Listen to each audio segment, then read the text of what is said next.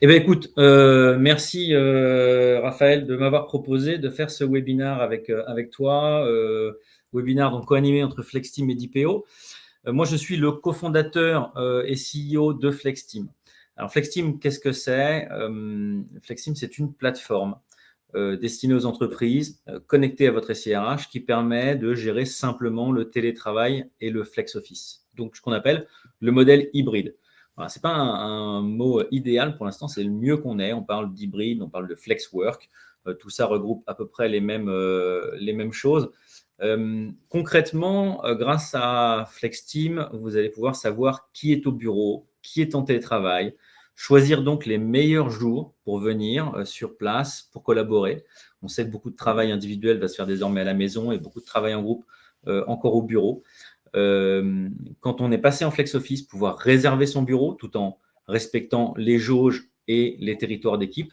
Et tout ça en mettant l'accent sur le lien social à l'heure du travail à distance. Voilà, vous pourrez voir sur mon LinkedIn que j'ai publié récemment une étude de Microsoft qui montre que l'importance et la raison numéro un, notamment des générations Z et millénials pour revenir au bureau, c'est le lien social, c'est de passer du temps avec comme ce qu'ils appellent les work friends.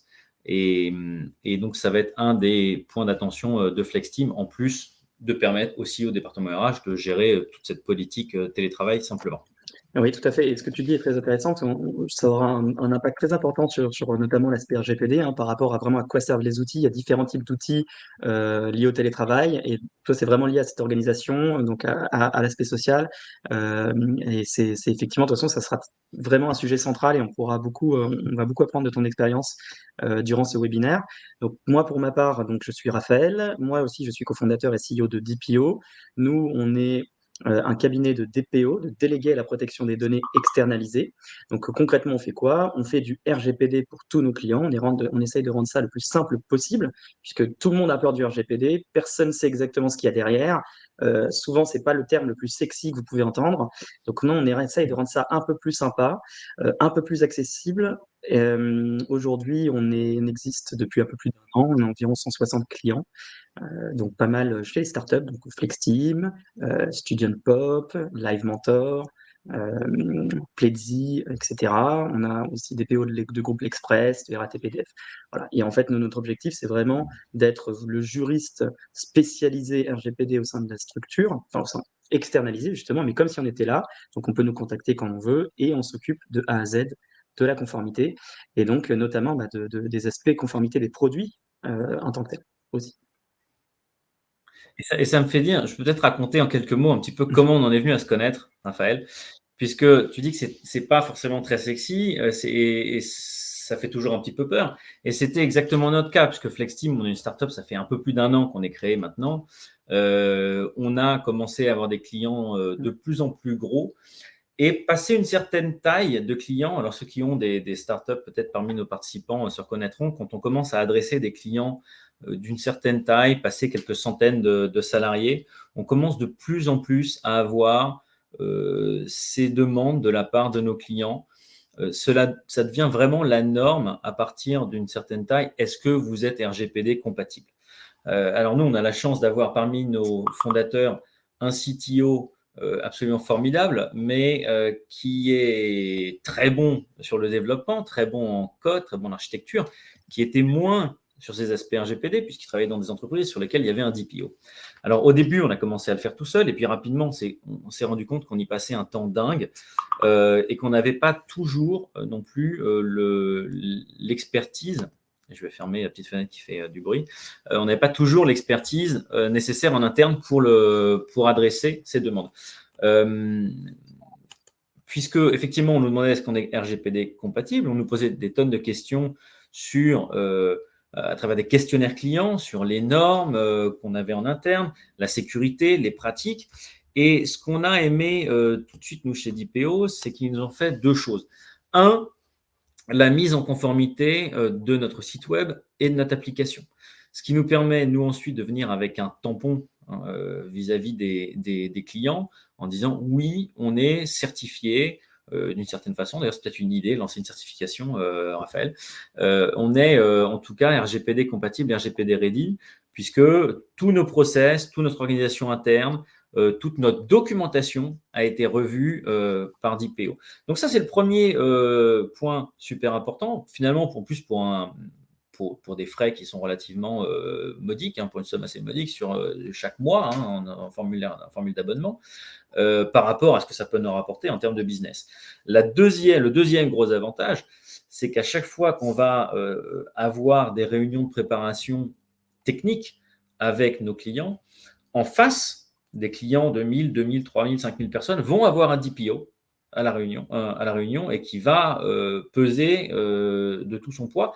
Nous, d'avoir quelqu'un qui puisse venir nous accompagner, ça nous rassure énormément, ça nous donne beaucoup de crédibilité. Et c'est sur ces deux aspects-là que notre relation avec DPO a commencé et se continue aujourd'hui de façon très, très simple et sereine. Merci beaucoup pour cette présentation. Donc, merci. Merci à toi. Tu vois, je suis tout rouge. Je ne sais pas si c'est la vidéo ou pas, mais c'est vraiment très sympa de ta part. Et pour parler brièvement aussi de FlexTeam, je tiens à préciser un point qui est quand même très important et qui aura du sens par rapport à ce qu'on a dit tout à l'heure, parce qu'on parle de RGPD et de télétravail. Vous allez voir un des enjeux importants dans le télétravail et des risques qui peuvent venir des outils. Et en fait, qu'est-ce qui s'est passé avec Sébastien? Il a dit deux choses très importantes. Il a dit, moi, j'ai un problème de business. En fait, j'ai eu un problème de business, ça a commencé à me bloquer par le business. Et donc, il s'est tout de suite dit, OK, avoir un outil conforme, c'est fondamental parce que ça crée un risque pour mes clients. Donc, ils ne pourraient ne pas me prendre. Donc, j'ai besoin d'avoir un outil conforme. Et on parlera tout à l'heure dans les éléments liés à la conformité des outils, qu'avoir un outil conforme, c'est une obligation pour vous. Et donc, en fait, ne pas avoir un outil conforme, ça vous met en danger. Et donc, c'est vrai que quand vous avez un outil comme FlexTeam qui vous met le tampon, qui vous dit moi j'ai un DPO, je suis conforme, j'ai tout ce qu'il faut, en fait vous vous enlevez un risque énorme. Donc ça on en parlera aussi tout à l'heure parce qu'en fait c'est vraiment lié à toute la partie danger lié au RGPD et télétravail, c'est notamment les outils. Mais ce qui est vrai que FlexTeam c'est l'un des gros avantages. Évidemment je dis ça parce qu'on les a accompagnés, mais donc je sais qu'ils font les choses bien. Et c'est vrai que vous verrez que tout à l'heure, je suis sûr qu'il y aura une question, c'est comment je fais pour savoir si mes outils sont bien. Vous verrez que c'est compliqué. Donc, FlexTeam, c'est vrai que l'avantage, c'est que c'est un outil qui est conforme RGPD et c'est pas forcément le cas de tous. Et ça, c'est loin d'être négligeable. Alors, ce que je propose, si tu veux bien, c'est que donc on va faire un petit sondage avant en même temps que le début de vraiment de rentrer dans le fond du sujet. Hop, je vais le publier. Voilà. Et donc, on regardera les résultats. Je ne sais pas pour ceux qui regardent l'équipe du soir après les matchs de foot, c'est un peu le même concept. Voilà. Donc, il y a un petit sondage. N'hésitez pas à remplir. Je vous rassure, c'est totalement RGPD parfait. On ne saura pas qui a répondu. Et ça nous permettra de pouvoir échanger et de pouvoir avoir des infos. Alors, ce qu'on veut juste faire avant de lancer, parce que ça a un lien très important, c'est d'aller sur le contexte, vous expliquer un peu le contexte télétravail, contexte RGPD. Donc, on va faire vraiment 2-3 minutes sur le contexte et après, promis, on est dedans à fond. Donc, je t'en prie à toi, Sébastien, sur le contexte télétravail. Merci. Oui, on voulait faire un rappel puisque connaître les implications RGPD télétravail, c'est important de voir un petit peu d'où on vient. On vous pose cette question, savoir combien de personnes télétravaillent en France, puisque effectivement, on a bien senti le Covid a été un catalyseur du développement du télétravail. On est passé d'un télétravail qui était finalement assez anecdotique de quelques jours par semaine, par mois, pardon, voire un jour par semaine, qui était réservé à une petite quantité de personnes et qui était souvent sur des jours fixes et avec un lieu de travail fixe. Vous verrez que ça a aussi de l'importance pour le RGPD. De plus en plus, on allait vers une flexibilisation et une massification de ce télétravail. Donc, ça a concerné tous les emplois qui étaient potentiellement télétravaillables, de plus en plus, et une quantité de jours et une flexibilité dans les jours et dans le lieu de travail qui est allée croissante. Donc, peut-être d'ailleurs, ça va être intéressant, combien de personnes, du coup, télétravaillent en France environ chaque semaine à l'heure actuelle? Je vais soumettre ma réponse. Est-ce qu'on peut donc avoir… Donc, j'ai des réponses, je vais pouvoir vous les donner, Raphaël, à moins que Oui, tu tout à fait, puisses je vois aussi. Ouais. publier ou non, simplement comme ça. Alors, on a une réponse majoritaire à 20%. Vous avez raison. C'est autour de 20-25% aujourd'hui des personnes qui font du télétravail de façon hebdomadaire, sachant que les études estiment qu'on a environ 60% des emplois qui sont au moins partiellement télétravaillables en France. Donc, on a encore une grosse marge de progression. Et c'est là où c'est intéressant d'être dès aujourd'hui RGPD compatible. Dans le développement du télétravail, on voit aussi des nouvelles pratiques. Donc, je vous l'ai dit, on entend beaucoup parler du work from anywhere. Alors, work from anywhere, ça veut dire on peut travailler de chez soi, d'un café, de la maison de campagne, voire de l'étranger. On a entendu beaucoup ces pratiques qui se sont développées, des gens qui ont déménagé. Alors, en France, c'est aussi un autre sujet, voire à l'étranger pour télétravailler depuis un autre pays. Se pose à ce moment-là la question du fuseau horaire, se pose la question aussi de la sécurité des données qui vont traverser non plus simplement le réseau français, mais potentiellement sur des serveurs à l'étranger. Raphaël, tu pourras nous en dire quelques mots. On voit donc cette pratique qui s'appelle le workation ou le télétravel, télétravail et travel, on voit la contraction. On a vu aussi le phénomène des semaines de télétravail, notamment chez Google, qui a implémenté cette politique en disant vous avez, en plus de votre télétravail hebdomadaire, on le voit en hebdomadaire ou en crédit mensuel de 2 jours, des semaines entières de télétravail, ce qui peut être assez utile, qui aujourd'hui d'ailleurs, je sais qu'on a pas mal de DRH parmi le public, est un vrai élément d'attraction vis-à-vis des jeunes candidats et pas simplement des jeunes. On a vu aussi certaines entreprises qui sont allées vers le full remote. Je voulais en dire 2 mots parce que ça va impacter fortement, encore une fois, le lien social, la façon dont on travaille ensemble, mettre beaucoup de choses par écrit. Et là, on retourne aussi sur un thème de sécurité, c'est-à-dire plus on va avoir d'informations par écrit et non plus à l'oral, comme c'était beaucoup le cas, plus au moment, si on a une brèche de sécurité, on va avoir une quantité d'informations et un détail d'informations important qui va fuiter. Enfin, conséquence directe du télétravail, les bureaux se vident, on passe souvent en flex office et à ce moment-là se pose la question de savoir qu'est-ce que je vais faire de mes espaces? Est-ce que j'ai besoin toujours d'autant d'espace? Comment réaménager? On a besoin beaucoup plus d'espace de travail collaboratif en entreprise, puisqu'on va faire son travail plutôt individuel à la maison et son travail d'équipe au bureau. Voilà, c'est ce que je voulais dire un petit peu sur le contexte. Je ne vais pas y rester trop longtemps, mais c'était important puisque ça va soulever des points Non, pour merci la beaucoup, suite. tu as raison. Et je tiens à dire que j'aime bien ceux qui n'ont dit pas assez. Il y en a quelques-uns qui ont osé on peut les comprendre. Je trouve ça très amusant. Et il y en a quelques-uns qui sont encore un peu timides, puisqu'il y en a quand même une partie qui a pas voté. Mais merci à tout le monde, en tout cas, d'être là et pour tous les votes. Et pour juste appuyer ce que tu dis, qui est très vrai que tout le monde voit, de toute façon, depuis le Covid, c'est moi, je parle de ma profession. Moi, j'ai été avocat avant, métier d'avocat complètement hermétique à ce genre de choses pour différentes raisons. Et c'est vrai que ça, même là, ça a changé. Maintenant, ça devient compliqué, effectivement, de ne pas mettre au moins un peu de télétravail. Et ce que tu disais tout à l'heure est très juste, ça devient un élément attractif. Et si on n'a pas de télétravail, on a beaucoup de mal à tirer les meilleurs profils. Donc, c'est tout à fait vrai. Absolument. Et juste peut-être un chiffre sur ce sujet. Il faut savoir qu'en Ile-de-France, dans 85% des entretiens de recrutement, les candidats posent la question. Il y a quelques années, pas si longtemps, on posait la question, est-ce que vous faites du télétravail? Aujourd'hui, la question, c'est quelle est votre politique télétravail? Ce n'est pas uniquement si vous faites du télétravail, mais est-ce que vous en faites 2 jours, 3 jours? Est-ce qu'on peut changer? Est-ce qu'on peut travailler, faire une semaine de télétravail? Est-ce qu'on peut travailler avoir son lieu de travail son lieu de résidence, pardon, dans une ville et son lieu de travail dans une autre ville? Et tout ça, il va être très important pour les DRH de le définir en amont et de le piloter avec un outil par exemple comme FlexTeam, mais pour afficher une certaine cohérence. Et c'est ça qui va attirer le public puisqu'on sait déjà dans quoi on s'engage. Le pire étant d'avoir un certain flou et c'est pour ça qu'on encourage aujourd'hui beaucoup les DRH à réfléchir au-delà de se dire j'ai une politique qui est 2 jours par semaine, qui est vraiment un bon point de départ, mais qui est un point de Tout à départ. fait. Merci beaucoup. Et effectivement, pour parler un petit peu du RGPD, puisque c'est aussi une partie du sujet, moi j'aime bien donner une anecdote qui est très parlante de quand j'étais feu étudiant, donc dans une ancienne vie. J'étais donc étudiant en M2 en nouvelles technologies. Je faisais de nouvelles technologies, propriété intellectuelle, protection des données personnelles.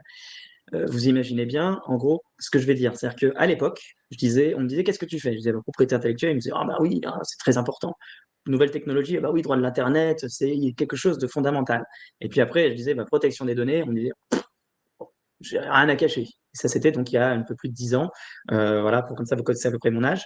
Et donc, c'était, voilà, je n'ai rien à cacher. On imagine bien qu'aujourd'hui, plus personne ne dit ça. C'est-à-dire qu'aujourd'hui, quand je dis, c'est plutôt l'inverse. Aujourd'hui, je disais, les autres, on dit oui, oui, on comprend, machin. Je dis protection des données. Oh là là, mais oui, c'est fondamental, évidemment, c'est très important, ça me concerne. Complètement changement de paradigme. Qu'est-ce qui s'est passé? Ben, tout le monde le sait, hein, les Cambridge Analytica, tous les scandales qu'il y a eu, l'explosion du digital, tout le monde, l'explosion du télétravail, l'explosion donc en fait de l'exposition de notre vie privée, puisque c'est ça le sujet en fait. Et donc dans le numérique, et donc forcément, on a eu cet aspect de sensibilisation qui a changé. Et ça, vous verrez que c'est un lien notamment au risque, avec les risques dont on parlera tout à l'heure. Pourquoi le RGPD devient important? Parce que les risques explosent. Et ils explosent parce qu'il y a une prise de conscience sur l'intérêt. Euh, Juste un point, n'oubliez pas que, alors évidemment, c'est pas du tout notre cas, loin de là, heureusement, mais pour vous donner un ordre d'idée qui est très parlant, c'est dans certaines dictatures dans le monde, ils utilisent les données, alors tout le monde pense à la Chine, hein, bien sûr, hein, notamment la Chine, on va faire des notations en fonction de telle chose, donc il y a toute une big data pour Big Brother, hein, mais encore pire, hein, c'est l'Iran, par exemple, arrive à récupérer les datas de log, enfin de connexion des personnes pour savoir, par exemple, quelles vont être potentiellement leur orientation sexuelle afin de pouvoir les traquer. Donc, on se rend bien compte, en fait, qu'aujourd'hui, il y a quand même un enjeu fondamental lié à ça. Et voilà, donc ça a changé et c'est pour ça qu'on arrive donc à notre sujet du jour. Et donc, pour lancer le débat, on va lancer un petit deuxième sondage, hop, que je publie tout de suite. Voilà. Alors, le temps que tu le publies, c'est vrai que je peux raconter aussi ces petites anecdotes. Au départ de FlexTeam, pendant la période de Covid et de confinement, au moment où tout le monde est parti en télétravail, il y avait encore une grande peur de savoir est-ce que les salariés vont travailler en étant chez eux. Alors, il faut savoir que les études aujourd'hui montrent qu'il y a une augmentation de la productivité c'est assez variable, hein, de 8 à 20% selon les jobs. Si c'est des emplois qui sont très facilement découpables, mesurables, qui s'exercent beaucoup personnellement, on voit une grosse augmentation de la productivité.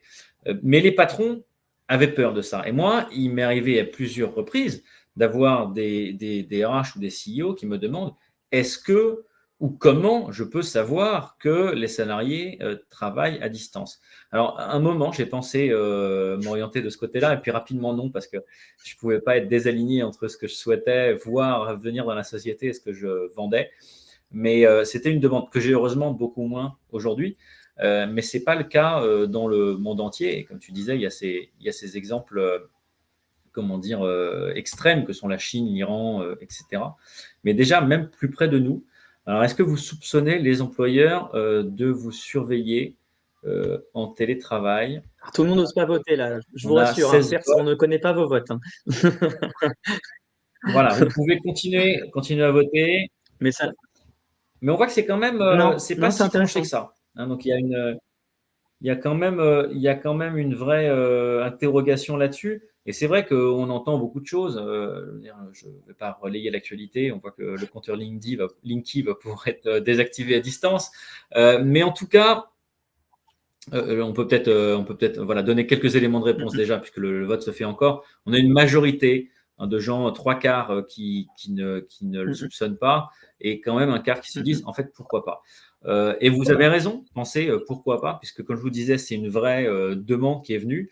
Et sans parler d'extrêmes comme la Chine, l'Iran ou ces régimes-là, il faut savoir qu'aux États-Unis, donc pays pas si loin de nous quand même en termes démocratiques, il y a ces pratiques qui existent à travers plusieurs exemples. Par exemple, un système qui va analyser est-ce que votre souris bouge ou non. Vous allez avoir des systèmes qui vont pouvoir prendre des vidéos avec votre webcam, prendre des photos à intervalles réguliers. Vous avez des systèmes qui vont pouvoir contrôler combien de touches de votre clavier sont tapées à la minute ou à l'heure pour savoir si vous êtes réellement derrière votre ordinateur. Ce qui, dans le fond, est un peu stupide parce qu'il y a 1000 façons de travailler sans être forcément en train de taper sur son clavier. Et c'est pour ça qu'en France, c'est des choses qui n'existent quand même relativement peu, voire pas. Donc rassurez-vous, c'est des choses qui n'existent quasiment pas en France. Mais ça ne m'a pas empêché, pour la petite anecdote, de vous dire qu'un des premiers goodies que j'ai créé avec FlexTeam, que j'ai distribué à mes clients, était ce petit objet qui est un cache-caméra et qui permet de m'assurer que même si quelqu'un active ma caméra, vous ne me verrez pas. Mais on en est où, Alors, je vais te dire, Raphaël, là-dessus et sur puis on aura une question la qui, de toute façon, est en lien après avec le débat donc, de Patrick que je vais soulever après. Alors, on en est à, donc, pas toujours, un 74% qui ne considèrent pas, enfin, qui ne soupçonnent pas leur employeur de surveiller dans le cadre du télétravail, et 26% qui considèrent, enfin, qui, en tout cas, se posent la question. Donc, on voit effectivement, alors, c'est vrai que j'aurais pensé, hein, c'est intéressant, j'aurais pensé que ça serait peut-être plus, mais tant mieux, finalement, ça veut dire que quand même globalement les gens n'ont pas une idée, enfin une image trop malveillante de leur manager et chef d'entreprise, mais c'est peut-être aussi lié au fait justement que alors, et c'est lié à la question que nous pose Patrick, c'est l'employeur a-t-il le droit de contrôler informatiquement les collaborateurs qui travaillent en télétravail? Et ben justement c'est tout le débat. C'est en fait, et c'est là où on va aller, c'est la question, c'est jusqu'où peut aller l'employeur, à quoi ça sert les outils de télétravail, jusqu'où il peut aller, quelle est la limite, et qu'est-ce qu'il interdit, et puis si après il a le droit, quels sont les risques. Concrètement, hein, il est clair que tout à l'heure Sébastien il parlait des exemples RGP, des exemples justement aux États-Unis. Bah, c'est juste pourquoi ça ne peut pas exister ce genre de choses en France pour des questions parce qu'il y a le RGPD. Le RGPD il met en place quelque chose qui s'appelle la proportionnalité des finalités. Évidemment, on a le droit de surveiller des salariés. Ça existe pour plein de choses, hein. On a le droit d'avoir de la vidéoprotection, on a le droit d'enregistrer les appels téléphoniques et compagnie, mais on n'a pas le droit de faire quelque chose de totalement disproportionné. Mais donc là j'ai un peu empiété. De toute façon, de toute façon c'est des questions auxquelles on va répondre.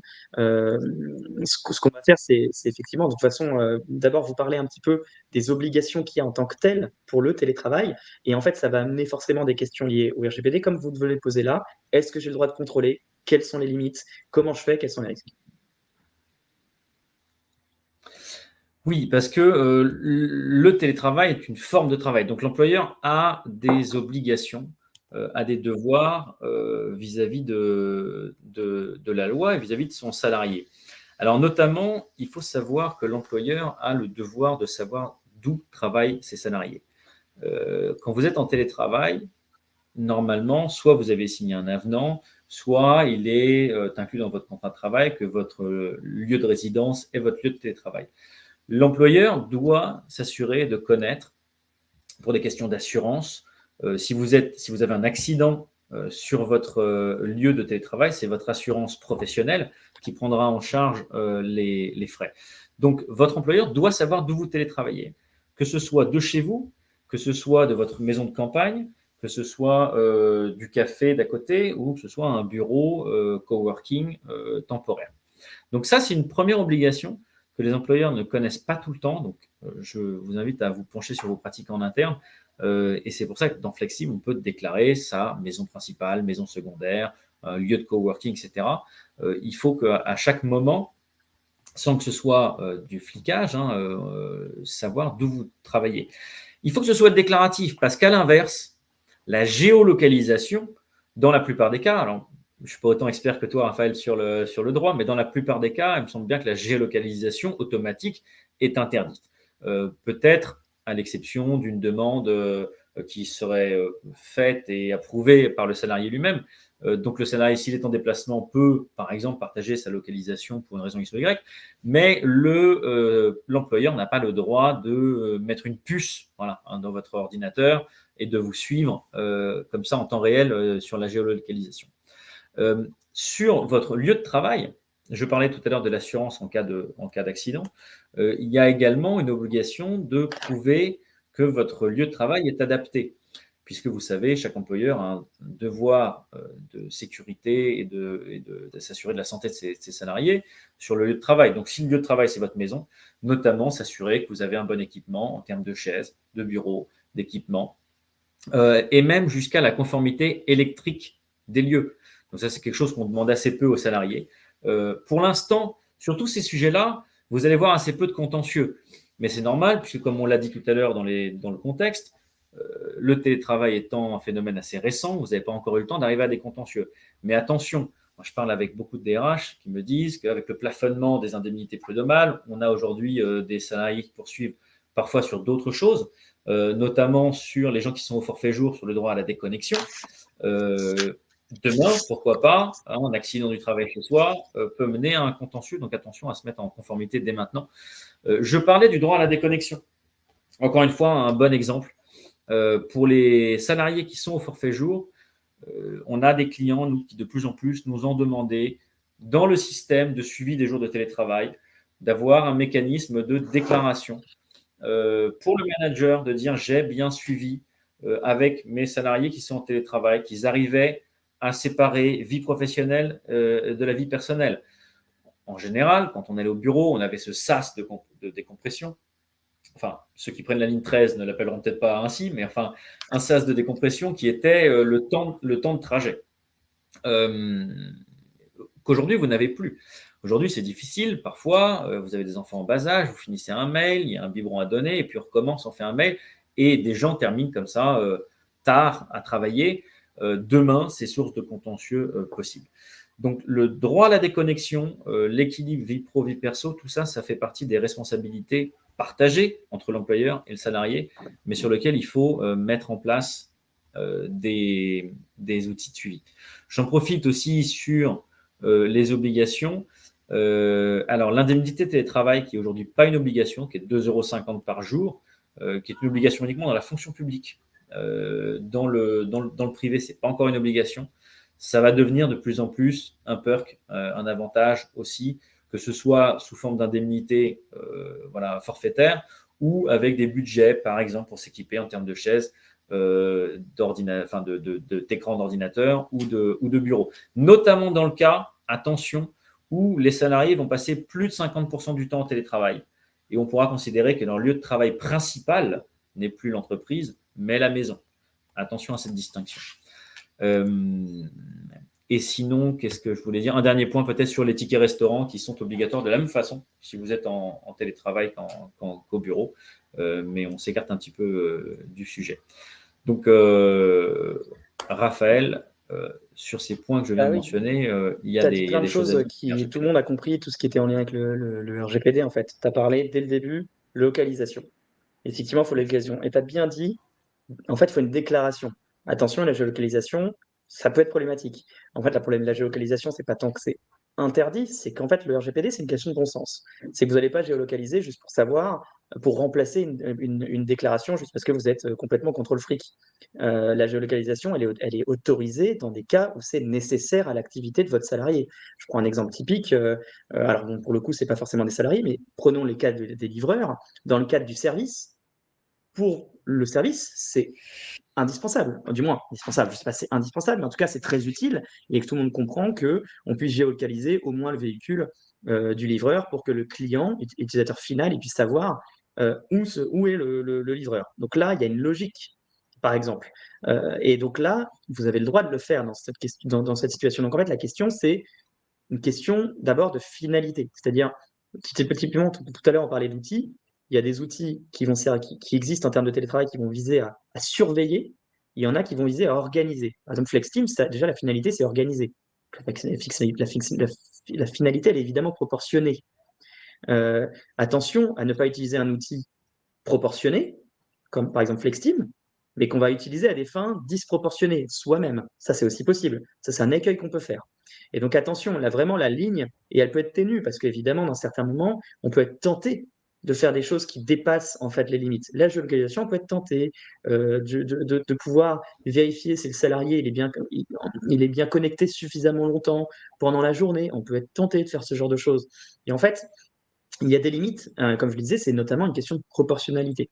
Et ça, comment on le définit? Alors, c'est ça qui est compliqué. C'est qu'en réalité, souvent, ça dépend du type du type notamment de finalité. Par exemple, prenons la géolocalisation, c'est autorisé dans certaines conditions, pendant une certaine durée uniquement. J'ai pas le droit, par exemple, de filmer. Alors, l'exemple qui parle à tout le monde, c'est pas du télétravail, mais la logique est la même. Et tout à l'heure, Sébastien, il parlait du cache-cam. Je prends la vidéoprotection, parce que c'est la même logique, c'est juste que c'est digitalisé. Je prends de la vidéoprotection, par exemple, pour surveiller une entrée d'un magasin. Si je mets cette vidéoprotection uniquement sur le bureau de la personne pour vérifier, par exemple, qu'elle travaille tout le temps. On comprend bien qu'il y a un problème. C'est-à-dire que la personne, elle est filmée tout le temps, elle n'a même pas le droit, une seconde peut-être, d'aller sur un site, je sais pas, Facebook ou je ne sais quoi. Évidemment, c'est totalement disproportionné, ça crée un problème réel pour le salarié et un préjudice. Et en fait, le risque, il est que le salarié, il a des droits en termes de RGPD. Et ce que beaucoup de gens oublient, c'est justement que le salarié, eh bien, il a les mêmes droits que les autres. Voilà, une donnée personnelle, c'est pas une donnée de la vie privée. C'est une donnée qui est identifiante. Donc, à partir du moment où je suis, par exemple, j'ai votre adresse email pro, c'est une donnée personnelle, d'accord? Donc, c'est-à-dire que les salariés ils sont aussi concernés. Et donc, quand vous mettez en place du télétravail, il y a de nombreuses choses à respecter. Il y a d'abord le truc classique que tout le monde oublie, c'est l'information des personnes. Tout le monde connaît la politique de confidentialité. Personne ne connaît la politique de confidentialité RH. C'est-à-dire qu'il y a celle qui est en ligne, mais en fait, il y a celle que vous fournissez à vos salariés. Parce que vos salariés, ils ont besoin de savoir, oui, j'utilise vos données, par exemple, pour du télétravail. Ils ont besoin de le savoir. Et par exemple, dans le cas du télétravail, peut-être que je fais de la géolocalisation. Si j'ai le droit, j'ai le droit. Mais encore faut-il le dire. Encore faut-il dire pendant combien de temps, etc. Parce que la personne, sinon, elle ne peut pas se défendre si elle ne sait pas. Et ça, si vous n'informez pas, déjà, il y a un problème là-dessus. Donc, dans le télétravail, il y a d'abord informer. Informer sur la manière dont vous mettez en place ce genre de choses. Ensuite, on parlait des outils, c'est pour ça qu'on vous disait tout à l'heure, on vous dit que ça va arriver, mais il y a évidemment les outils. Quand vous êtes, parce que le RGPD, c'est quoi, hein? Concrètement, il y a l'information, il y a des personnes, il y a le contrôle des prestataires techniques, et ça, c'est votre obligation. Et c'est pour ça que je vous disais tout à l'heure que évidemment, c'est hyper important d'avoir un outil conforme, typiquement comme FlexTeam, parce que sinon, c'est votre responsabilité. Vous, employeur, vous avez l'obligation de prendre des outils qui sont conformes. Et c'est pour ça que Sébastien, il reçoit des audits de ses propres clients. Parce que ses propres clients, ils vérifient via des questionnaires d'audit s'il est conforme. Parce que sinon, s'ils ne le font pas avec Sébastien, il ne l'est pas, et que demain, par exemple, il a une violation de données ou son outil il fait n'importe quoi, c'est la responsabilité auquel FlexTeam, imaginons si ce n'était pas le cas, enfin s'il faisait des bêtises, mais ce serait aussi, et ce serait d'abord la responsabilité de l'employeur. Et donc là, bim, responsabilité, et ça peut être très embêtant. Donc il y a ce point-là qu'on oublie beaucoup. Et il y a un point qui va parler à tout le monde en termes de RGPD, qui parle beaucoup en termes de télétravail, c'est la sécurité. Et oui, les risques de sécurité, est-ce qu'ils ne sont pas décuplés en termes de télétravail? Alors, oui et non, en fait. Moi, ce que je vous recommande, c'est en fait, le danger, il est où? C'est par exemple, je fais du télétravail, je suis dans un bar ou je ne sais où, j'ai des choses sur mon ordinateur, j'oublie l'ordinateur ou j'oublie la clé USB, bim, violation de données. Typiquement. Donc, sur ce genre de choses, pour l'éviter, c'est le cloud, c'est le meilleur truc. Vous avez tout en cloud, vous sensibilisez bien vos équipes pour qu'il y ait le moins de choses possibles sur l'ordinateur. Typiquement, vous savez, le petit onglet, le petit fichier téléchargement qu'il y a sur l'ordinateur, qu'on oublie d'effacer alors qu'on a 1000 dossiers, peut-être des dossiers clients et compagnie.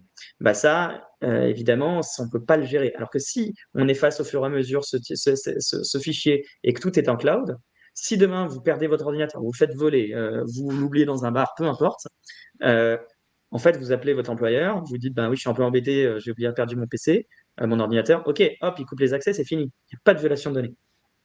Ça résout quand même pas mal de problèmes. Donc, dans le télétravail, il y a vraiment cette sensibilisation à faire auprès des équipes pour réduire au maximum les risques. Parce qu'il y a beaucoup de risques. Je ne sais pas si vous avez entendu parler, pour ceux qui font un peu de jeux vidéo, du Grand Theft Auto, la GTA 6, le jeu qui a fait le plus d'argent, le 5 a fait le plus d'argent au monde, et le 6 est attendu depuis 10 ans.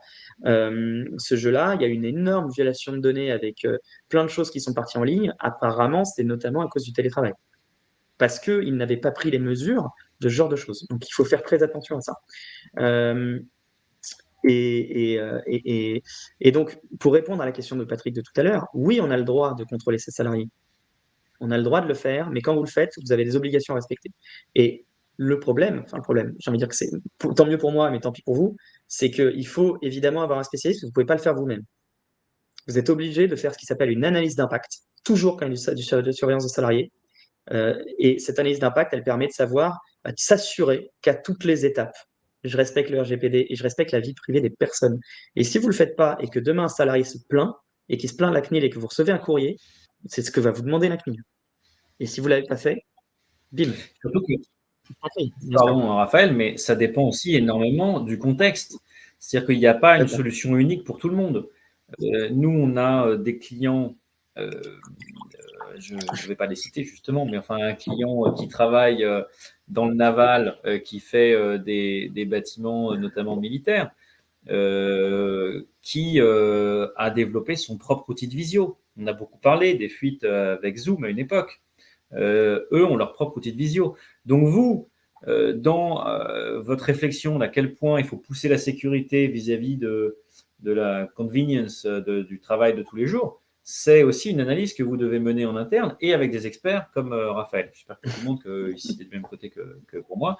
Il y a donc ces outils qui sont développés en interne, des outils de vision interne. Et on parlait tout à l'heure des données. Il y a les données que vous allez vouloir partager avec les autres salariés. Par exemple, sur FlexTeam, on va pouvoir savoir si les membres de votre équipe sont absents. C'est éminemment important de savoir si je veux travailler avec Raphaël au bureau, de savoir s'il est absent. Le RH va pouvoir accéder à la raison. On va lui demander est-ce qu'il est malade, est-ce qu'il est en congé, est-ce qu'il est en RTT, est-ce qu'il est… Ça, c'est une information qui va être dirigée uniquement vers le RH parce qu'elle est légitime. Elle n'est pas légitime d'être partagée avec les autres salariés. Donc ça, par exemple, c'est quelque chose sur lequel Raphaël nous a accompagnés. Ça peut paraître évident, mais ça ne l'est pas toujours. Par exemple, on a un autre client avec qui on travaille, qui est la police nationale, qui est très préoccupé par l'adresse personnelle de ces fonctionnaires de police. Vous regardez certainement les infos, on a eu des exemples plusieurs fois de gens, de policiers qui se font accompagner chez eux par des gens mal intentionnés. Donc évidemment, c'est une donnée ultra sensible pour eux et ils vont peut-être avancer sur une solution on-premise puisque pour eux, cette information est dramatiquement importante. Pour la majorité des clients, si un collègue connaît l'adresse de son autre collègue, ce n'est pas une bonne chose, mais on n'est pas dans une question de vie ou de mort. Donc, il y a aussi cette étude du risque et de l'importance de la criticité des données sur laquelle il faut travailler Et avec tu as un raison parce que ce que tu dis est très important parce que ça rejoint ce que tu as dit tout à l'heure par rapport à l'évolution du télétravail. Tu as dit par exemple qu'il y aurait potentiellement des évolutions liées à la santé des personnes, les attestations même juste de consommation d'énergie dont tu as parlé. Ça fait beaucoup de choses en termes d'intrusion dans la vie privée. Ça ne veut pas dire qu'on n'a pas le droit, ça veut dire par contre que vous, en tant qu'employeur, vous avez plus de responsabilités en termes de respect de la vie privée sur vos épaules. Évidemment, ça se fait très bien. En fait, il faut pas que vous ayez peur de tout ce qu'on dit. En réalité, la réponse, à mon sens, je pense que toi, je sais pas ce que tu penses, Sébastien, mais je pense que c'est pareil. Est-ce que c'est un cocktail explosif ou pas? La réponse est non si vous faites pas de bêtises.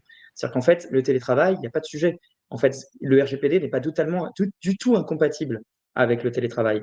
Par contre, évidemment, si vous comptez utiliser des outils de télétravail pour avoir des éléments de flicage totalement disproportionnés, que les données que vous collectez, donc par exemple des données de santé, des données de localisation dont tu parlais sur la police et compagnie, et que vous ne respectez pas l'information, les sécurités, toutes vos obligations en termes de RGPD, alors là, oui, c'est complètement explosif. C'est ça.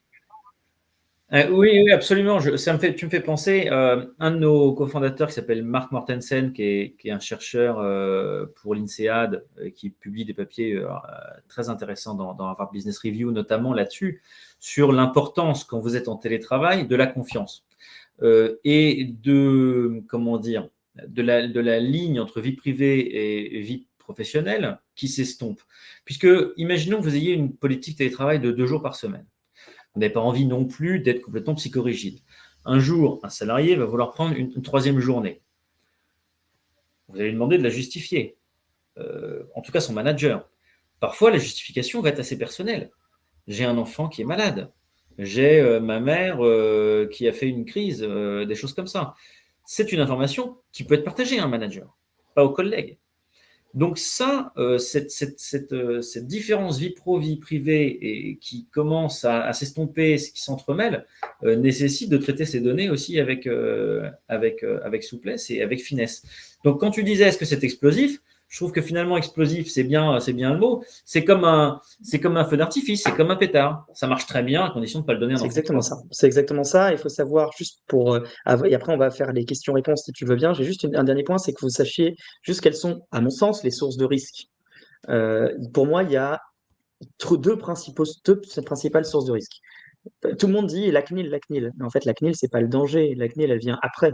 Première source de risque, mais en fait, ça va vous surprendre, mais c'est vos clients. Ah oui, parce que en fait, si vous ne respectez pas le RGPD, que vous n'avez pas les outils qui vont bien, etc., bah, comme l'a dit Sébastien tout à l'heure, de toute façon, vos clients, de moins en moins, ils voudront être chez vous. Et pourquoi? Parce qu'il y a une vague de fonds dont je parlais depuis le début. Et en fait, cette vague de fonds, et c'est là d'où vient le deuxième risque, pour le télétravail en particulier, là, c'est vos salariés. Aujourd'hui, hein, je le disais tout à l'heure, n'ayez pas peur, parce que c'est en fait c'est normal en réalité. Mais c'est vrai. Je veux dire, Non, mais c'est Jean-Paul II, pardon. non, mais c'est vrai que voilà, encore une fois, je prends l'exemple l'exemple dont tu disais tout à l'heure, où les gens, ils vont avoir des logiciels, carrément, il faut savoir le nombre de fois où j'ai tapé sur mon ordinateur pour savoir s'il a bien travaillé. C'est pas possible. Évidemment, évidemment que le salarié, il a un préjudice. Donc en fait, les salariés commencent à avoir aussi conscience que le RGPD s'applique à eux. Et donc nous, on le voit, hein, le développement, on reçoit de plus en plus de demandes liées au RGPD. Aujourd'hui, les demandes de plainte CNIL, ça représente 30%, hein, le RH à peu près. Typiquement, le contrôle, la surveillance, c'est le premier point.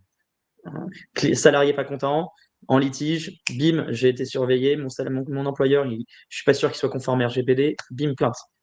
Voilà. C'est juste pour vous dire, ces deux points-là, c'est les deux sujets, et la CNIL arrive en dernier, en fait. Elle arrive, si elle reçoit deux, trois plaintes, bah là, elle vient vous demander des comptes.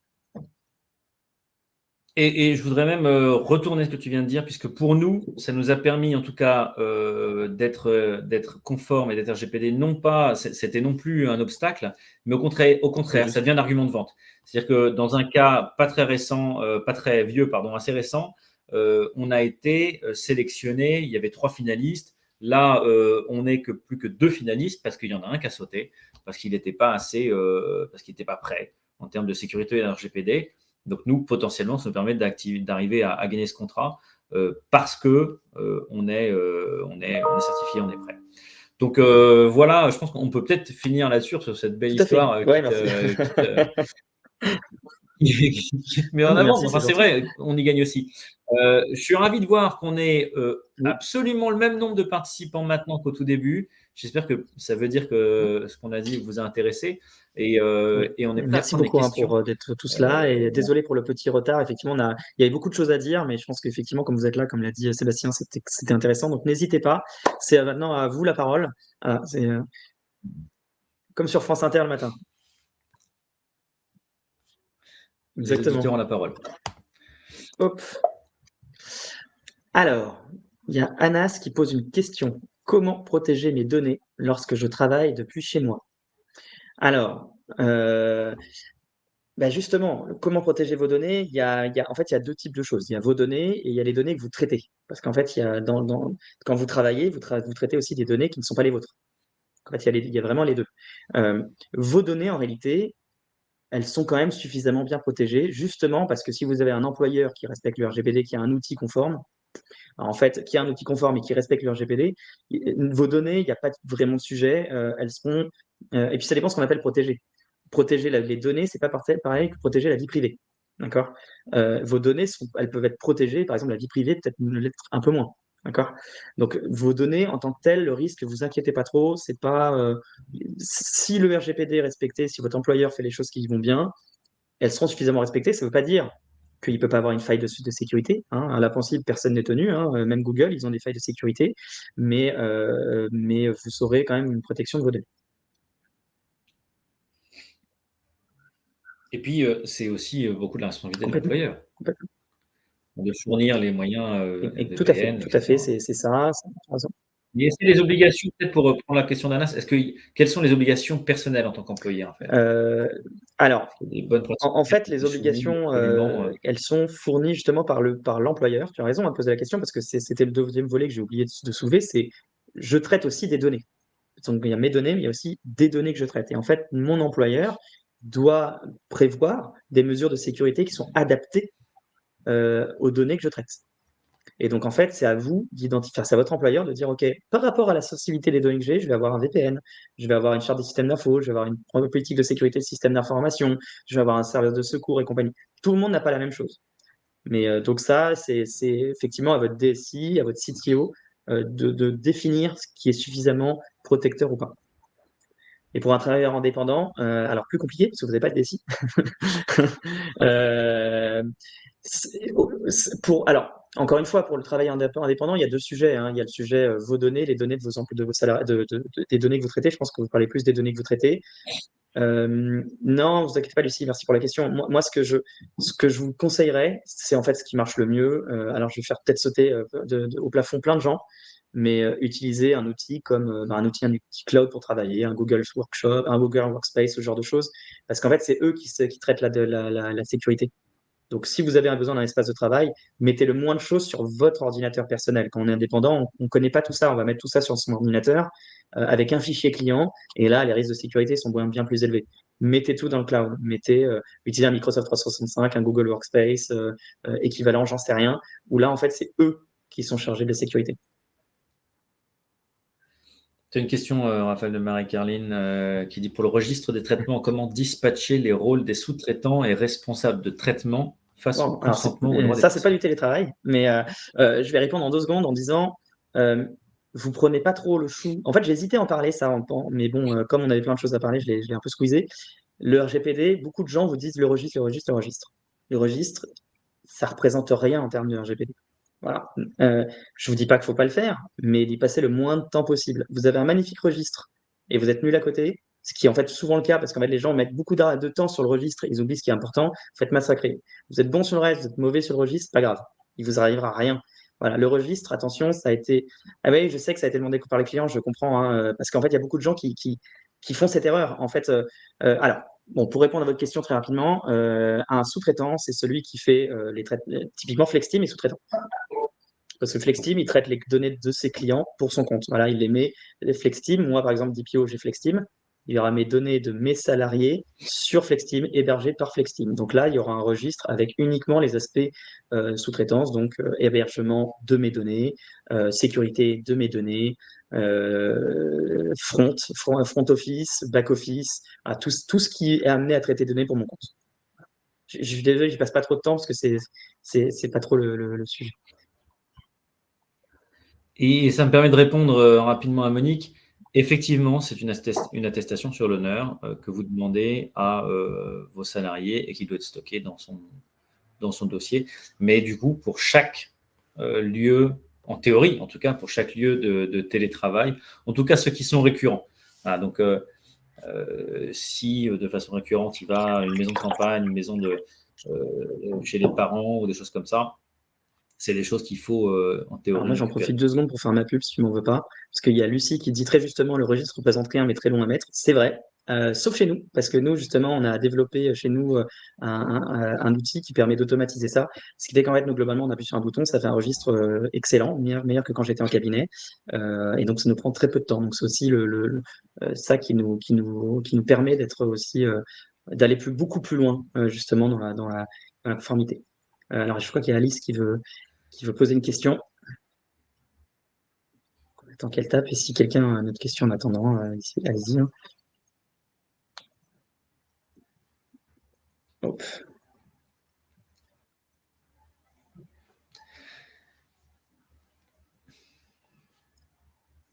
On voit qu'il y a plein de gens qui tapent. Ah, tiens, vas-y, c'est pour toi, Sébastien. Alors, est-ce que ça change quelque chose? C'était un petit peu le thème d'aujourd'hui. Est-ce que ça change quelque chose? Oui, il me semble que. Enfin, je ne sais pas sur quel aspect vous voulez qu'on réponde. Alors, le nomadisme, effectivement, ça, c'est plutôt ce qui concerne parfois les travailleurs indépendants, hein, les consultants, comment est-ce que ça s'appelait les nomad workers. Il y avait un autre mot pour ça, Alice, vous allez m'aider. Mais effectivement, les gens qui vont travailler un petit peu partout dans le monde. Alors, si vous êtes consultant, ça ne change rien, puisque vous travaillez à votre compte, donc la responsabilité, vous l'avez vis-à-vis de vous-même. Maintenant, les travailleurs nomades pour les comptes d'entreprise, il vaut mieux que ce soit encadré. C'est très bien fait par des sociétés qui fournissent ces services. Je peux vous donner par exemple Télétravel, qui vous permet d'organiser des voyages digital nomades. Merci, Monique. Sinon, je n'en aurais pas dormi. Il y a des entreprises comme Télétravel qui vous permettent d'organiser des séjours de télétravail en France ou à l'étranger, à un salarié ou à plusieurs, et de vivre finalement cette vie digital nomade, ce qui vous permet de proposer à des salariés à la fois une expérience de vie. Nous, c'est quelque chose qu'on entend beaucoup, hein, la quête de sens dans le travail. Vous voyez, pour lutter contre tous ces phénomènes qu'on entend, qui sont très marketés, hein, les quiet quitting, les great resign et compagnie. Si vous permettez à vos salariés qui finalement aspirent à quoi? Aspirent à avoir une expérience supérieure à celle qu'ils ont pu voir chez leurs aînés qui étaient du 9h, 19h dans un bureau triste parisien. Donc, qu'est-ce qu'on fait pour contrer ça? On fait des bureaux comme à la maison, ça c'est une vraie tendance. On fait du télétravail, on permet aux gens de travailler plus de chez soi. Et c'est comme ça aussi que vous allez ramener les gens au bureau. Hein, vous allez ramener les gens au bureau avec à la fois des lieux de travail qui sont conviviaux, qui vont rappeler finalement l'ambiance qu'on a à la maison, aussi en recréant cette ambiance. Hein. Encore une fois, si vous allez sur mon LinkedIn, j'ai publié hier comment dire, un post inspiré d'un article de Microsoft qui explique que les générations Z et millennials viennent au bureau avant tout pour le lien social et que c'est le perks numéro un que vous allez pouvoir donner et qui vous coûte franchement pas grand-chose en tant qu'employeur, c'est recréer du lien. Moi, j'ai eu beaucoup de DRH qui, en sortie de crise, m'ont dit j'étais surpris. Je pensais que les tout jeunes qui venaient de rentrer seraient, parce qu'ils sont les plus à l'aise avec les outils digitaux, les plus désireux d'avoir du télétravail. Eh bien non, parce que beaucoup viennent à Paris, ils viennent de province, ils n'ont pas de cercle social, ils sont dans des petits appartements. Donc ils veulent les pots du jeudi, ils veulent les concours de baby-foot, ils veulent même simplement cette ambiance au bureau. Donc recréer ça. Je suis un peu sorti de la question, Non, non, mais tu as pardon, raison. mais C'était finalement, ça exactement, mais change tout. c'est ce que tu dis Donc, justement. Alors, il y a Patrick qui posait une question. Quelles sont les informations que l'employeur doit absolument connaître sur un outil comme Flexim en dehors de l'adresse et comment être certain de ne pas en demander trop? Alors, en gros, ce qu'il faut savoir, c'est que en fait, ça dépend ce dont vous avez besoin. Il y a deux sujets. Il y en a un dont j'ai pas vraiment, on a parlé, en fait, j'ai parlé brièvement, c'est justement comment on sait qu'un outil est conforme? Parce qu'en fait, vous avez plein d'outils, c'est bien le problème, qui vous disent je suis conforme. En soi, je peux mettre sur mon site RGPD conforme. Je vois plein de sites qui ont écrit RGPD conforme, ils ne le sont pas du tout, en fait. Et ce qui est difficile, c'est que, en fait, à moins d'être expert, c'est compliqué. Alors, il y a un petit tips que je peux vous donner pour essayer de le savoir un peu, qui marche quand même pas mal. C'est que si vous avez un outil de télétravail qui n'a pas de délégué à la protection des données, c'est déjà pas très bon signe. Et ça, vous pouvez le savoir. C'est-à-dire qu'en fait, la CNIL, elle donne sa liste publique. Vous tapez nomination, liste, nomination, CNIL, DPO, vous avez la liste en ligne. Donc, vous n'avez plus qu'à chercher, c'est un fichier Excel, vous cherchez, vous avez le nom de l'outil que vous cherchez. Si jamais il n'est pas dedans, c'est qu'il n'a pas de DPO. Et ça, sincèrement, pour un outil de télétravail, enfin un outil, en fait, de toute façon, que les choses soient claires, pour un outil télétravail, pour un outil sous-traitant, si vous n'avez pas de DPO, c'est quand même c'est pas très bon signe. Ça, c'est le premier sujet. Donc maintenant, vous savez à peu près, et si, bah, après, sinon, ce qui est compliqué, c'est s'il l'est, bon, bah, normalement, il faut effectivement quelqu'un qui s'y connaît pour pouvoir le savoir. Bon. Mais ça donne quand même un premier élément. Maintenant, on va dire que vous savez que l'outil il est conforme. Effectivement, il y a vous. Le lien, c'est juste vous tapez liste DPO, nomination DPO CNIL, liste publique sur Google et vous la trouvez tout de suite. Donc, juste un point, c'est après, maintenant, votre outil est conforme, qu'est-ce que vous mettez dedans? Parce que vous avez raison, ce qu'il faut savoir, c'est que Flexteam n'est pas responsable des bêtises que vous faites avec Flexteam. Et ça, c'est important. Flexteam vous donne un outil qui est conforme, il vous donne tous les outils pour que vous fassiez bien les choses. Si vous faites mal les choses, c'est votre problème. Et ça, c'est normal. Hein, avec Flexteam, ils ont 2000 clients, ils vont pas savoir qui fait quoi. C'est pas le but. Donc maintenant, c'est à vous, en fait, en fonction de la proportionnalité de ce qui est nécessaire, de le savoir. Et alors, soit bah, ça paraît assez évident, bah, vous pouvez le faire sans problème, soit ça paraît pas assez évident, vous avez des doutes. De toute façon, dans ce cas-là, il faut un expert. Et ce que je vous recommande, et évidemment que c'est dans mon intérêt, mais c'est une réalité, si vous avez quand même beaucoup de salariés, n'hésitez pas à commencer à vous poser la question d'avoir un délégué à la protection des données. Si vous mettez en place tout ce genre de digitalisation, c'est quand même mieux. Et juste pour répondre à Marie-Carline sur la sécurisation des données, alors, merci beaucoup Jade pour le lien. Juste un point sur hors Europe. Hein. En fait, le seul moyen de savoir si vous êtes protégé Europe ou pas, bah, c'est de contrôler le prestat.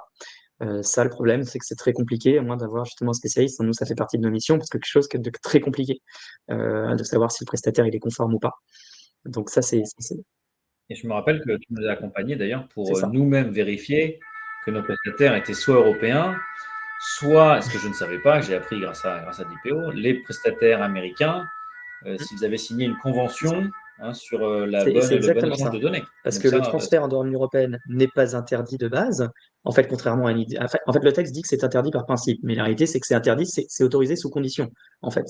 Et effectivement, et toi, t'es pas le seul, Sébastien, hein. Ce qui se passe, c'est qu'en fait, nous, on voit des clients qui avaient signé des contrats où ils disent non, non, je m'interdis à transférer des données en dehors de l'Union européenne. C'est une folie. Parce qu'en fait, tout le monde le fait. Tout le monde, tout le monde, tout le monde. Pour vous donner un exemple, Renaissance, on s'était amusé à regarder ce que faisaient leurs outils. Renaissance, ils ont que des outils américains sur leur site web, pour vous dire, hein. Donc, et c'est quand même un parti gouvernemental. Donc, en gros, des outils américains, il y en a partout, qui transfèrent partout aux États-Unis. La question, c'est après, est-ce que j'ai le droit? Et les 90%, 95% des structures ne se rendent même pas compte qu'elles utilisent des outils de manière interdite. Et effectivement, bah, ça, il faut faire ce que l'on a fait effectivement pour toi, Sébastien, hein, identifier, regarder les contrats, les signer si c'est nécessaire et compagnie. C'est très compliqué, donc c'est compliqué pour moi de vous dire comme ça parce que c'est compliqué. Peut-être, là, il va être 16 heures. Est-ce qu'il y a une dernière question? on va, Sinon, on va vous laisser. on va en Oui, rester on va là, pas vous peut-être. embêter plus longtemps. Merci beaucoup, Sébastien. C'était vraiment super sympa. Merci. Je vais mettre Bonne idée. mon mail Je vais faire peut-être pareil. dans le Bonne chat. idée. Si vous souhaitez me contacter, n'hésitez pas. Merci à tous. Ça fait plaisir d'avoir vos remerciements. Je vois Oui. qu'on est quasiment toujours autant que depuis le début. Il est 16 heures et donc merci Raphaël Merci à pour ce toi. Passez à webinaire. tous une très bonne journée et puis à très bientôt.